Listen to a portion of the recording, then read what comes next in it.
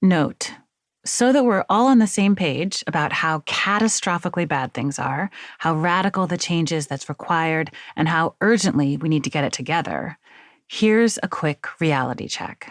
Then, after this brief wallop of bad news, we'll set aside the gloom and horrors, for the most part, context is important, and focus on what ifs. At parties, usually late at night when inhibitions are long gone, people who know that I do climate work sidle up with their big question, often whispered.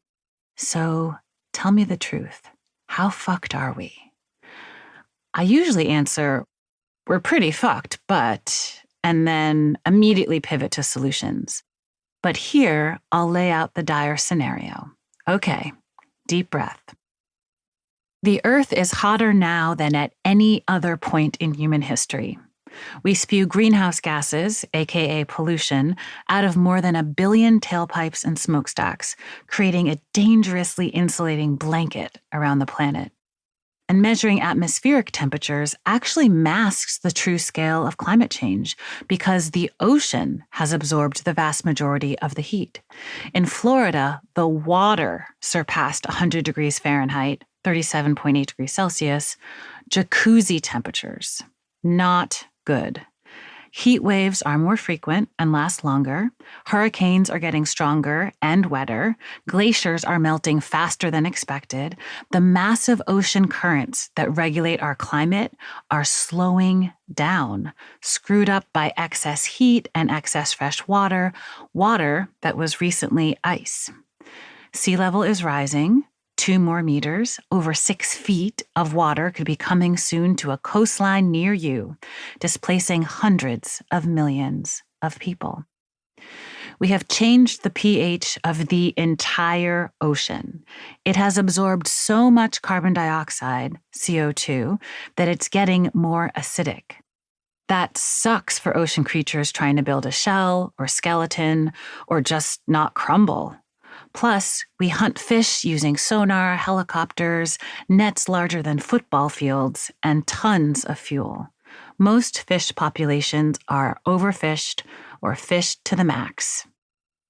Meanwhile, many animals, both in the sea and on land, are making a one-way migration toward the poles, seeking cooler zones, while corals and trees are stuck frying and shriveling in place. The Amazon rainforest is in danger of drying out. And then there are the bulldozers and saws. Every year, an area the size of nearly 20 million football fields is deforested globally, hugely contributing to climate change and to our biodiversity crisis. We are in the process of driving 1 million species extinct. Simultaneously, we are on track to have more plastic in the ocean than fish, and the remaining fish are eating plastic.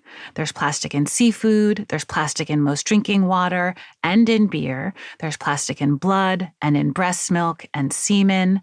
Plastic is made from fossil fuels. There's plastic in clouds, there's plastic in rain, there's plastic in glaciers, and glaciers are disappearing, and along with them disappears meltwater for drinking and for crops.